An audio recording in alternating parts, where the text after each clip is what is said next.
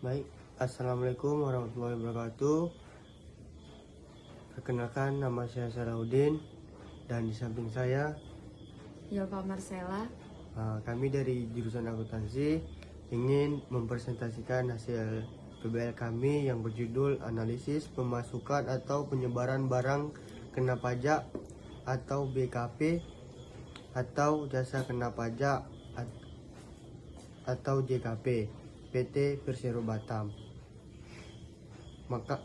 Makalah ini membahas analisis pemasukan dan penyerahan barang kena pajak atau jasa kena pajak di PT Persero Batam. Kami akan menganalisis berbagai aspek terkait perpajakan di kawasan industri Batam, termasuk kebijakan PPN dan strategi untuk memaksimalkan fasilitas bebas pajak. Profil PT Persero Batam. Nama perusahaan PT Persero Batam. Bidang usaha yaitu jasa pengelolaan aset dan pengembangan kawasan industri serta pelabuhan. Lokasinya Kota Batam, Provinsi Kepulauan Riau. Sejarah PT Persero Batam adalah badan usaha milik negara atau BUMN yang berperan penting dalam pengelolaan kawasan industri dan perdagangan bebas di Batam. Berdiri sejak 1973, perusahaan ini memiliki kontribusi besar dalam pengembangan infrastruktur ekonomi Batam sebagai kawasan perdagangan bebas, pelabuhan bebas, dan pelabuhan bebas. Bisnis model kanvas PT Persero Batam yaitu elemen deskripsi, customer segment, industri manufaktur, logistik, perdagangan, dan pelabuhan usaha di Batam. Blue proposition, penyediaan kawasan industri bebas pajak, layanan pelabuhan dan logistik. Channel kerjasama dengan pemerintah, situs web, media sosial, dan relasi bisnis.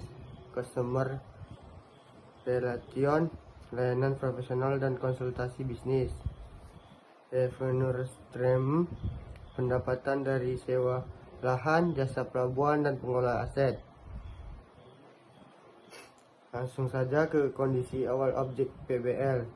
Permasalahan utama, meskipun Batam memiliki status KPBPB, PT Persero Batam masih menghadapi tantangan terkait kepatuhan terhadap aturan pajak pertambahan nilai dalam pemasukan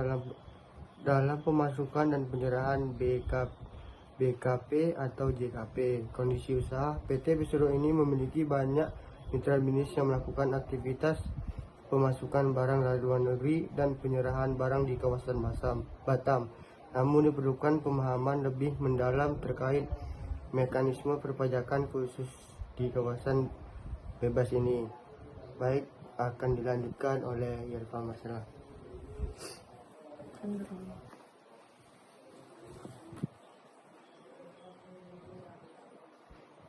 Baik, lanjut ke tujuan dan saran PBL.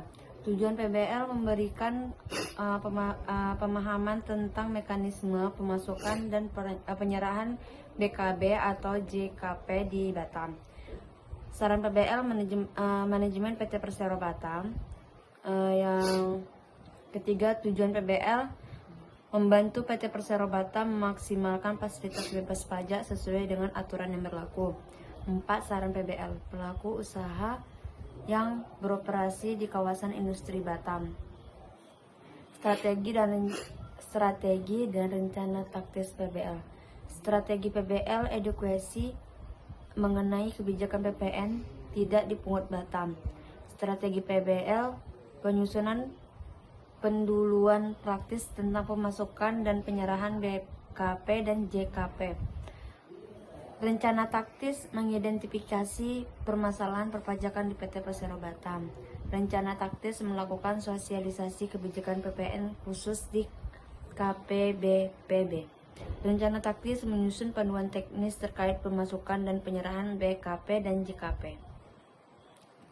Rencana pengukuran dan pemantauan PBL,